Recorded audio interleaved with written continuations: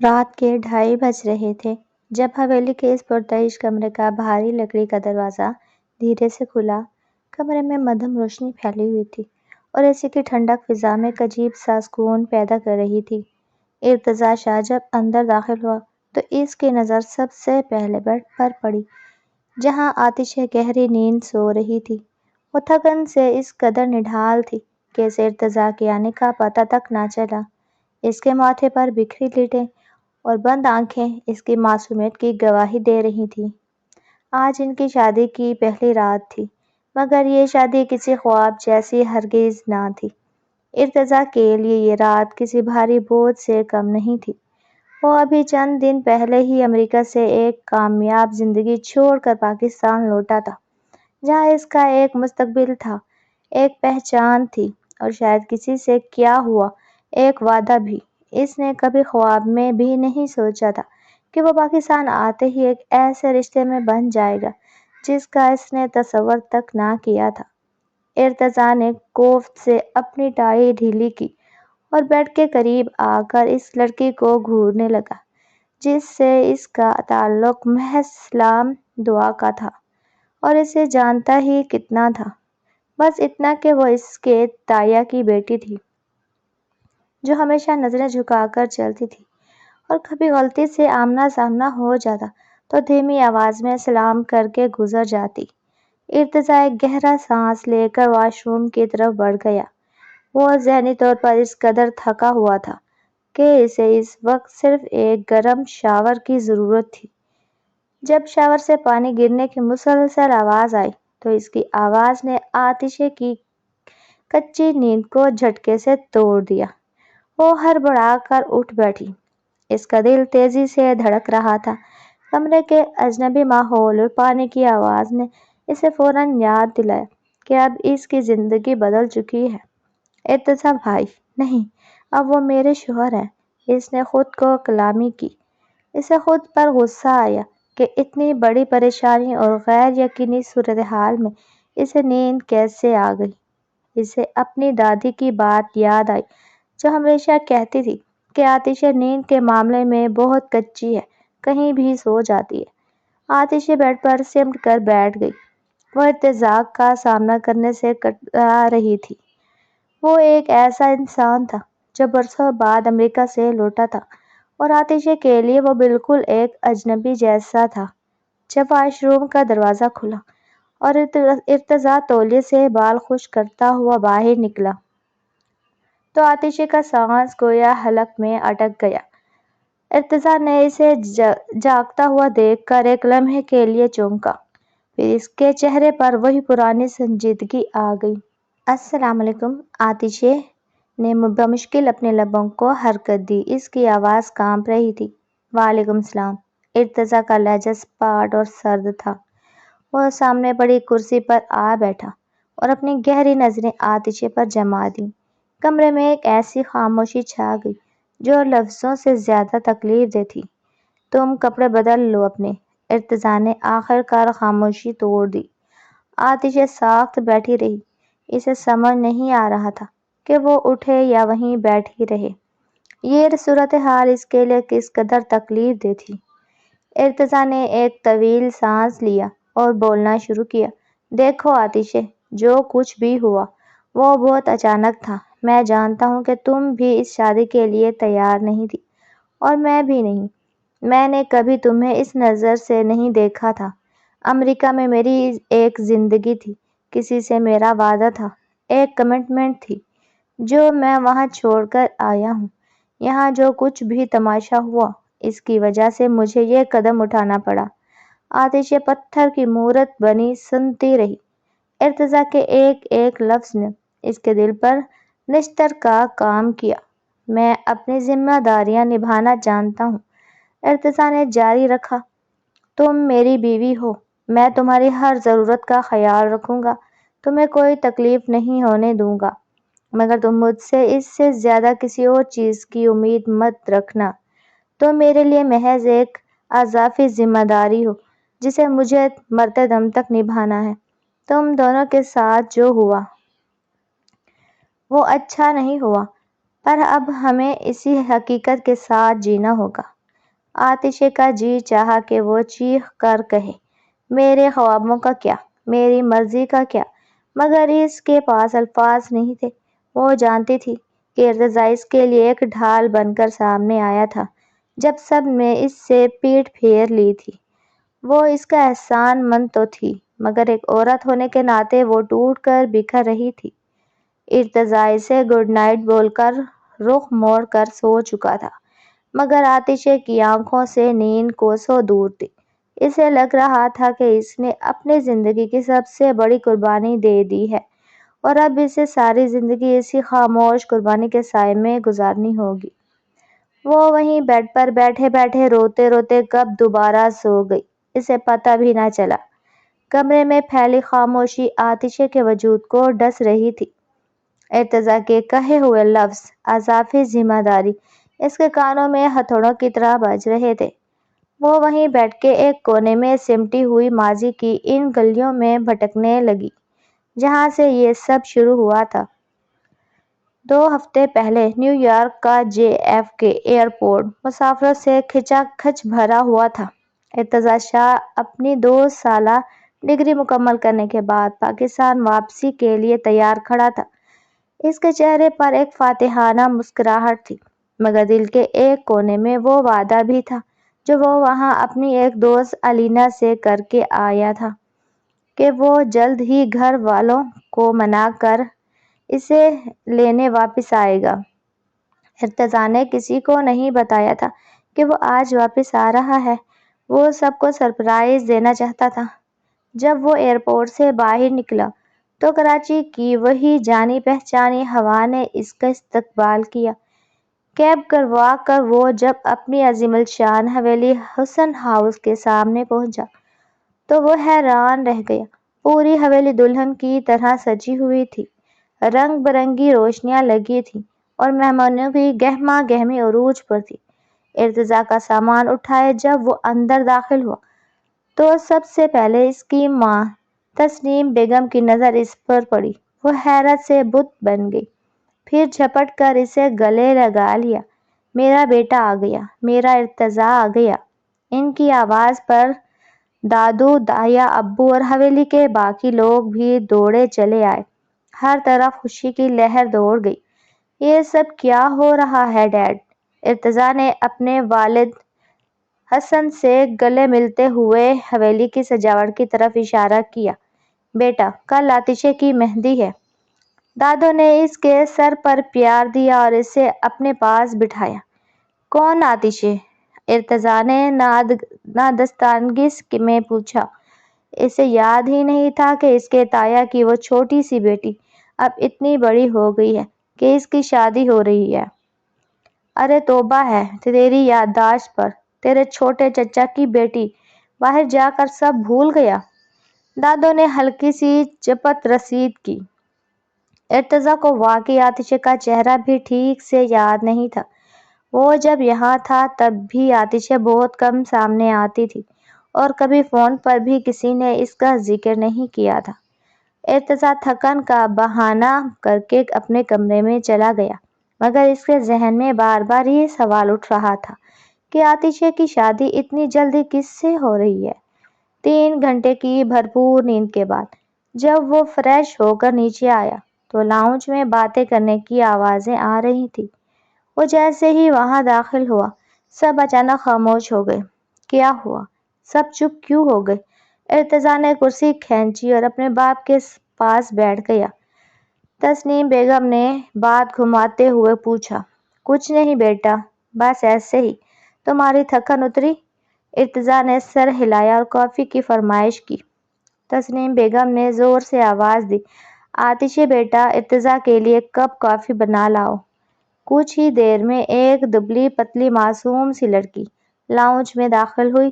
اس نے ہلکے پیلے رنگ کا سادہ سا سوٹ پہنا ہوا تھا، بال ڈھیلی چوٹی میں بندھے تھے اور آنکھوں میں ایک عجیب سی اداسی تھی۔ السلام علیکم، اس نے بہت دھیمی آواز میں کہا۔ وعلیکم السلام۔ ارتضیٰ نے اسے غور سے دیکھا۔ اسے یقین نہیں آیا کہ یہ وہی چھوٹی سی لڑکی ہے جسے وہ چھوڑ کر گیا تھا۔ اس کے چہرے سے کہیں سے نہیں لگ رہا تھا کہ کل اس کی مہندی ہے۔ وہ کافی رکھ کر جس خاموشی سے آئی تھی اسی خاموشی سے واپس چلی گئی۔ ارتضیٰ کے جاتے ہی لاؤنج میں دوبارہ بحث شروع ہو گئی۔ تیمور، میں ان کی یہ فضول ڈیمانڈ پوری نہیں کر سکتا۔ حیدر، ارتضیٰ کے تایا غصے میں بولے۔ کیا ہوا ڈیڈ؟ کون سی ڈیمانڈ؟ ارتضیٰ نے مداخلت کی۔ تیمور حسن نے گہرا سانس لیا۔ بیٹا، جہاں عاتشہ کی شادی ہو رہی ہے وہ لوگ اب مہندی سے ایک دن پہلے گاڑی کی ڈیمانڈ کر رہے ہیں تو کیا ہوا؟ دے دیں۔ اتنی پریشانی کس لیے؟ ارتضیٰ نے عام سے لہجے میں کہا۔ بات گاڑی کی نہیں ہے ارتضیٰ، بات ان کی نیت کی ہے۔ انہوں نے پہلے کچھ نہیں مانگا تھا، اب جب سب مہمان آ گئے ہیں تو وہ ہمیں بلیک میل کر رہے ہیں۔ تیمور حسن کا لہجہ سخت تھا۔ دادو بھی بول پڑیں، اور لڑکا بھی تو دیکھو، 2 بچوں کا باپ ہے، عمر میں عاتشہ سے دگنا بڑا ہے۔ میں نے پہلے ہی کہا تھا کہ یہ رشتہ ٹھیک نہیں ہے۔ ارتضیٰ کے پیروں تلے سے زمین نکل گئی۔ 2 بچوں کا باپ اور عاتشہ سے شادی؟ کیا ہو رہا ہے اس گھر میں؟ اس نے اپنی ماں کی طرف دیکھا جنہوں نے یہ رشتہ طے کیا تھا۔ بیٹا، وہ بہت مالدار لوگ ہیں، عاتشہ کی ماں نہیں ہے، وہ ایک ذمہ داری ہے، ہم جتنا جلدی ہو سکے اسے رخصت کرنا چاہتے ہیں۔ تسنیم بیگم نے صفائی پیش کی۔ ارتضیٰ کو عاتشہ پر غصہ آنے لگا کہ وہ کیوں اس ظلم پر خاموش ہے۔ وہ اسی ادھیڑ بن میں کمرے کی طرف جا رہا تھا۔ اس نے برآمدے میں عاتشہ کو داؤد کے گھٹنوں پر سر رکھے روتے دیکھا۔ دادو، میں تائی امی کی بات نہیں ٹال سکتی، حویلی کا سکون میری وجہ سے برباد نہ ہو۔ میں اس بوڑھے آدمی سے شادی کر لوں گی۔ عاتشہ کی سسکیاں ارتضیٰ کے دل کو چیر گئی۔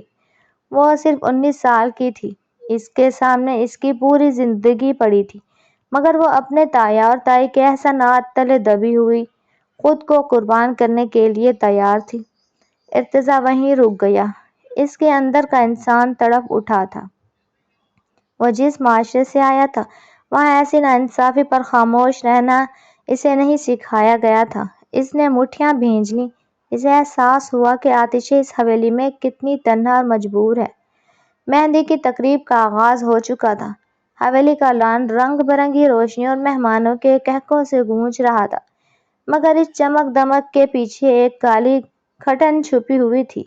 عاتشہ پیلے رنگ کے بھاری جوڑے میں ملبوس اسٹیج پر کسی بے جان مروت کی طرح بیٹھی تھی۔ اس کے چہرے پر روایتی دلہنوں جیسی چمک نہیں تھی، بلکہ آنکھوں کے گرد پڑے حلقے اس کی کئی راتوں کی جاگتی اذیت کا پتہ دے رہے تھے۔ اس کے ساتھ بیٹھا ہوا شخص جس کا نام شاہد تھا، عمر میں اس سے کہیں بڑا اور اپنی حرکات و سکنات سے کسی طور پر بھی عاتشہ کا جوڑ نہیں نظر آ رہا تھا۔ ارتضیٰ شاہ دور کھڑا غصے اور کراہت کی ملی جلی کیفیت سے اس منظر کو دیکھ رہا تھا۔ اسے رہ رہ کر عاتشہ کی وہ سسکیاں یاد آ رہی تھیں جو اس نے برآمدے میں سنی تھیں۔ ارتضیٰ کی نظر اپنی ماں تسنیم پر پڑی جو دولہے کے خاندان کے پاس بیٹھی کسی بات پر سخت بحث کر رہی تھی۔ ارتضیٰ نے محسوس کیا کہ ماحول میں تناؤ بڑھ رہا ہے۔ وہ دبے قدموں ان کے پیچھے پہنچا تاکہ صورتحال کا اندازہ لگا سکے۔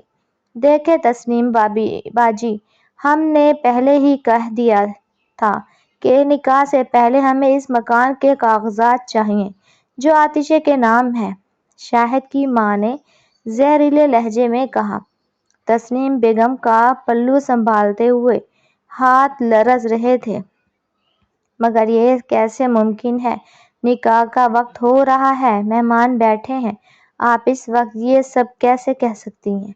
تو پھر ٹھیک ہے، ہمیں بھی ایسی شادی کا کوئی شوق نہیں، ہم اپنی بارات واپس لے جاتے ہیں، وہ رت ڈٹھائی سے بولی۔ تسنیم بیگم بدحواس ہو کر تیمور حسن ارتضیٰ کے والد کے پاس آ گئی اور انہیں الگ لے جا کر ساری بات بتائی۔ ارتضیٰ بھی سائے کی طرح ان کے پیچھے تھا۔ تیمور، وہ کہہ رہے ہیں کہ عاتشہ کے نام والا مکان ابھی ان کے نام کر دے ورنہ وہ نکاح نہیں کریں گے۔ تسنیم بیگم کی آواز کانپ رہی تھی۔ تیمور حسن کا غصے سے برا حال ہو گیا۔ تم یہ کیسا رشتہ ڈھونڈ کر لائی ہو تسنیم؟ یہ لوگ تو صریحاً بلیک میلنگ پر اتر آئے ہیں۔ تسنیم بیگم نے مشورہ دیا، ایک کام کرتے ہیں، وہ مکان ان کے نام کر دیتے ہیں، آخر رہنا تو آتشیں نے وہیں ہے نا۔ ارتضیٰ خاموش نہ رہ سکا، وہ اچانک سامنے آیا اور گرجدار آواز میں بولا، ہرگز نہیں، آج انہوں نے مکان مانگا ہے، کل وہ کچھ اور مانگیں گے۔ یہ لوگ لالچی ہیں ڈیڈ، یہ آتشیں کو کبھی خوش نہیں رکھیں گے۔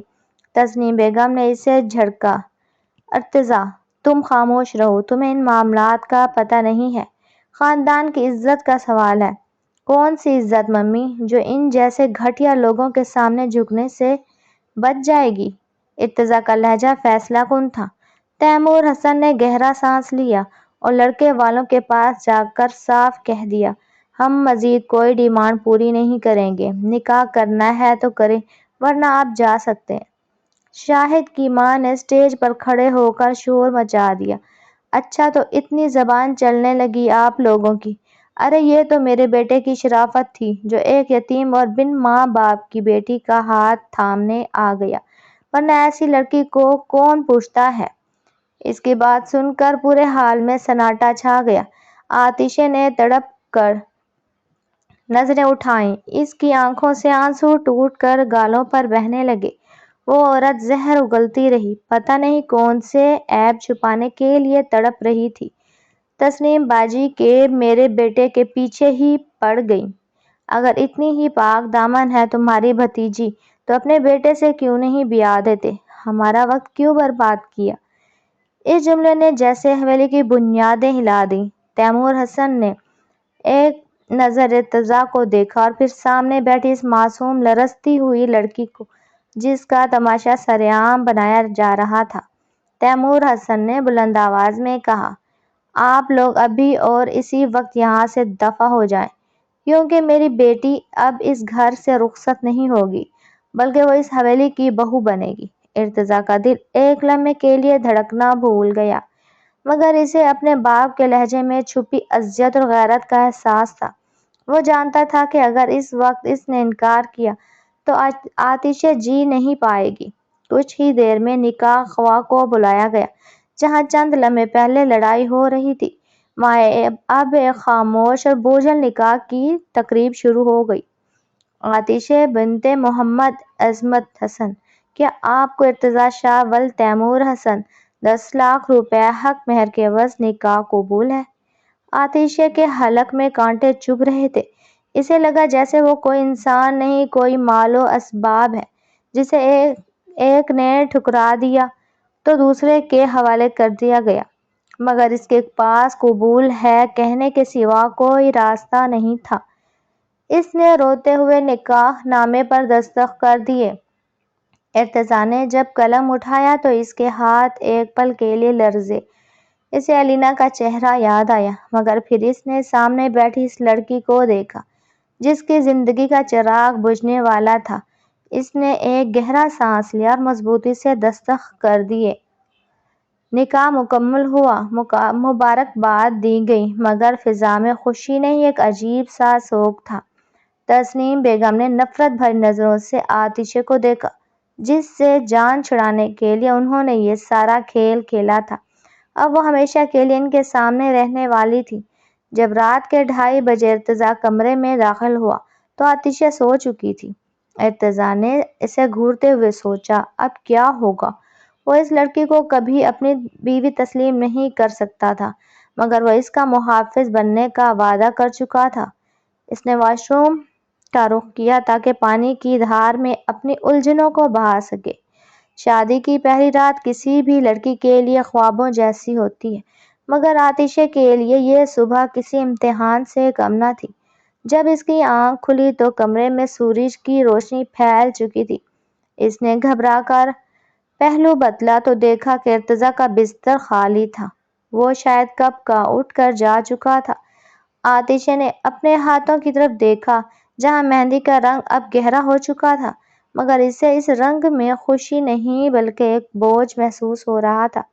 اسے ارتضیٰ کے رات والے الفاظ، تم میرے لیے صرف ایک اضافی ذمہ داری ہو، یاد آئے تو اس کی آنکھیں پھر سے نم ہو گئیں۔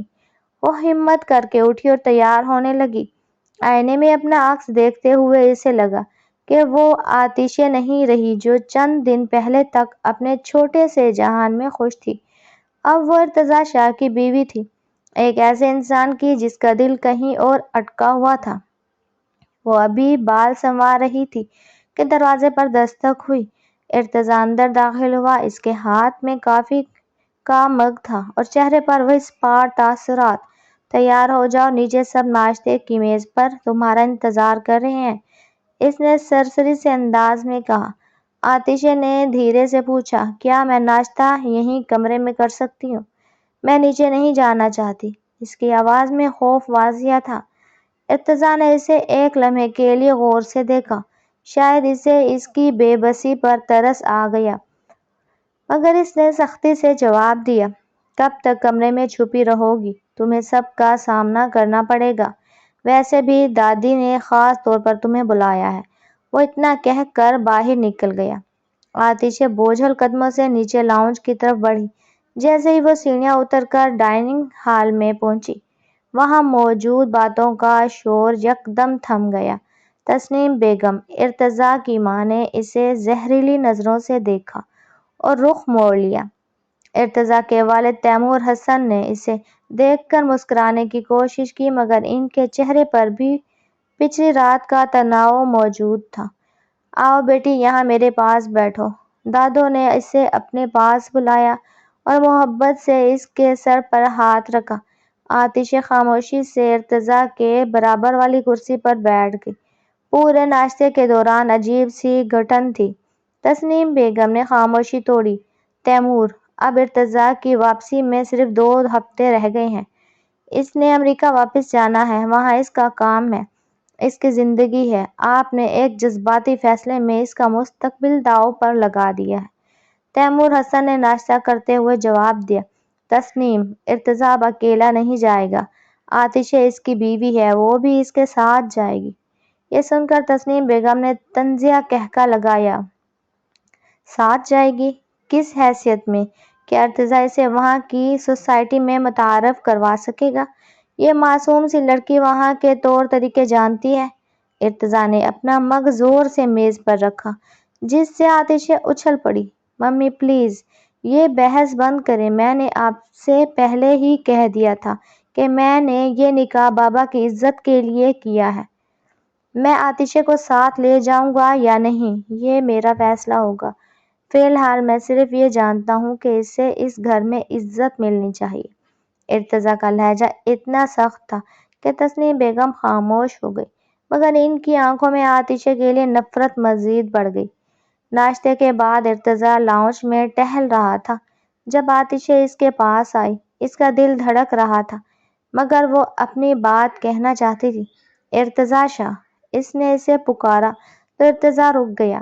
دیکھیں، میں جانتی ہوں کہ آپ مجھ پر بہت بڑا احسان کر چکے ہیں۔ اگر آپ مجھے ساتھ نہیں لے جانا چاہتے تو میں زبردستی نہیں کروں گی، میں یہیں دادو کے پاس رہ لوں گی۔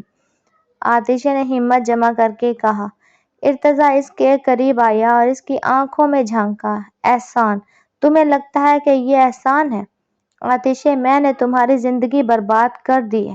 میں تمہیں وہ محبت کبھی نہیں دے پاؤں گا جس کی تم حقدار ہو۔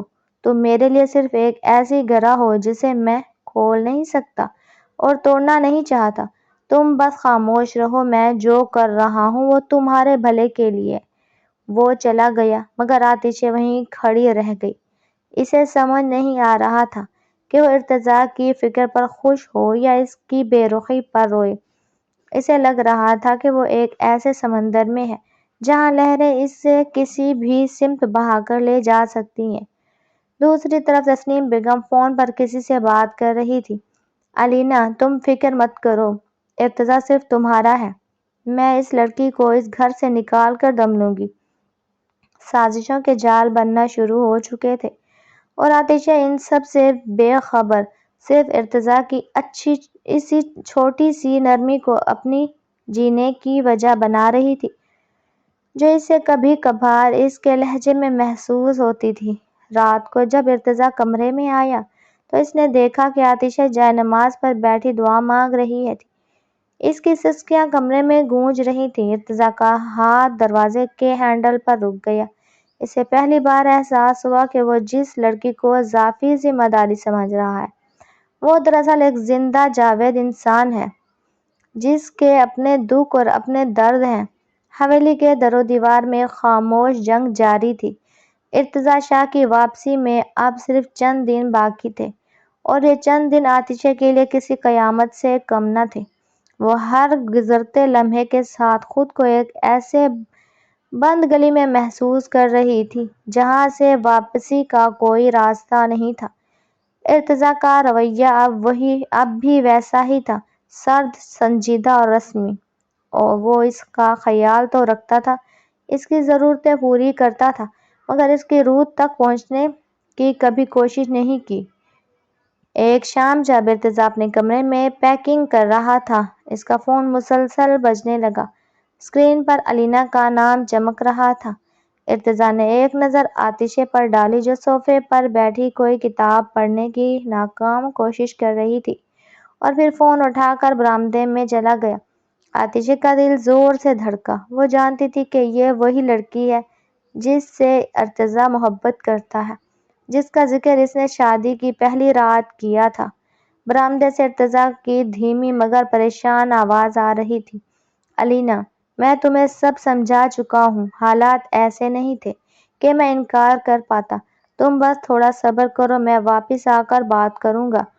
عاتشہ نے اپنی آنکھیں سختی سے بند کر لیں۔ اس کے دل پر جیسے کسی نے آری چلا دی ہو۔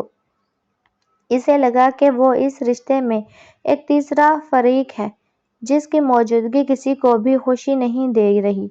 کچھ دیر بعد جب ارتضیٰ اندر آیا تو اس کا چہرہ تناؤ سے بھرا ہوا تھا۔ عاتشہ، کل ہم شہر جائیں گے، تمہارے پاسپورٹ اور ویزا کے کاغذات پر دستخط کروانے ہیں۔ عاتشہ نے سر اٹھا کر اسے دیکھا۔ اس کی آنکھوں میں آنسو تیر رہے تھے۔ ارتضیٰ شاہ، کیا یہ ضروری ہے؟ کیا میں یہیں نہیں رہ سکتی؟ آپ وہاں اپنی زندگی شروع کریں، میں آپ کے لیے کوئی مشکل پیدا نہیں کرنا چاہتی۔ ارتضیٰ نے مٹھیاں بھینج لیں اور اس کے قریب آ کر غصے سے بولا، کیا تمہیں لگتا ہے کہ یہ سب میرے لیے آسان ہے؟ میرے باپ نے تمہارا ہاتھ میرے ہاتھ میں دے کر مجھ پر ایک ایسا بوجھ ڈال دیا ہے جسے میں اتار نہیں سکتا۔ اگر میں تمہیں یہاں چھوڑ گیا تو میں ممی اور یہ خاندان تمہیں جینے نہیں دیں گے۔ تمہیں میرے ساتھ چلنا ہوگا، چاہے ہم وہاں الگ الگ ہی کیوں نہ رہیں۔ اس کے لہجے کی تلخی نے عاتشہ کو خاموش کر دیا، مگر اس کے اندر کی عورت بکھر کر رہ گئی۔ دوسری طرف تسنیم بیگم اپنے کمرے میں کسی گہری سوچ میں ڈوبی ہوئی تھی۔ انہوں نے علینا سے رابطہ کیا تھا اور اسے سب بتا دیا۔ ان کا مقصد واضح تھا، ارتضیٰ اور عاتشہ کے درمیان اتنی خلیج پیدا کر دی جائے کہ ارتضیٰ خود عاتشہ کو چھوڑنے پر مجبور ہو جائے۔ رات کے پچھلے پہر جب حویلی سو رہی تھی، تسنیم بیگم عاتشہ کے کمرے میں داخل ہوئی۔ ابھی تک جاگ رہی ہو؟ انہوں نے طنزاً پوچھا۔ عاتشہ ہڑبڑا کر اٹھ بیٹھی۔ تائی امی جی، بس نیند نہیں آ رہی تھی۔ تسنیم بیگم اس کے قریب آئی اور زہریلے لہجے میں بولا، عاتشہ، تم بہت معصوم بنتی ہو، مگر میں جانتی ہوں کہ تم نے میرے بیٹے کو پھنسایا ہے۔ تم جانتی ہو نا کہ ارتضیٰ علینا سے کتنی محبت کرتا ہے؟ وہ وہاں اس کے ساتھ خواب سجا چکا ہے۔ تم اس کی زندگی میں ایک کالی رات کی طرح آئی ہو جس کے ختم ہونے کا وہ انتظار کر رہا ہے۔ اگر تم میں تھوڑی سی بھی غیرت ہے تو ارتضیٰ کی زندگی سے نکل جاؤ۔ عاتشہ نے تڑپ کر کہا، میں نے کچھ نہیں کیا تائی امی، یہ نکاح بڑے ابا نے کروایا تھا تو انکار کر دیتے، مگر تمہیں تو شاہ خاندان کی بہو بننے کا شوق تھا۔ یاد رکھنا عاتشہ، ارتضیٰ تمہیں کبھی اپنائے گا نہیں، وہ وہاں جا کر علینا سے شادی کر لے گا اور تم وہاں ایک نوکرانی بن کر رہو گی۔ تسنیم بیگم کی باتیں عاتشہ کے دماغ میں ہتھوڑوں کی طرح لگ رہی تھی۔ وہ وہی الفاظ کہہ رہی تھی جن کا اسے پہلے ہی ڈر تھا۔ اگلے دن جب وہ دونوں شہر کے لیے نکلے تو گاڑی میں خاموشی کا راج تھا۔ اچانک ارتضیٰ نے گاڑی ایک سنسان جگہ روک دی۔ عاتشہ، میں تمہیں ایک بات صاف بتانا چاہتا ہوں۔ میں وہاں جا کر الینا سے ملوں گا، میں اسے نہیں چھوڑ سکتا، تمہیں یہ بات قبول کرنی ہوگی۔ عطیشہ نے کھڑکی سے باہر دیکھتے ہوئے ضبط سے جواب دیا، میں نے کب کہا کہ آپ اسے چھوڑ دیں؟ میں تو پہلے ہی کہہ چکی ہوں کہ میں آپ کے لیے صرف ایک ذمہ داری ہوں۔ آپ اپنی زندگی جیسے چاہیں گزاریں، میں آپ کے راستے کا پتھر نہیں بنوں گی۔ ارتضیٰ نے حیرت سے اسے دیکھا۔ اس لڑکی کی ہمت اور خاموشی سے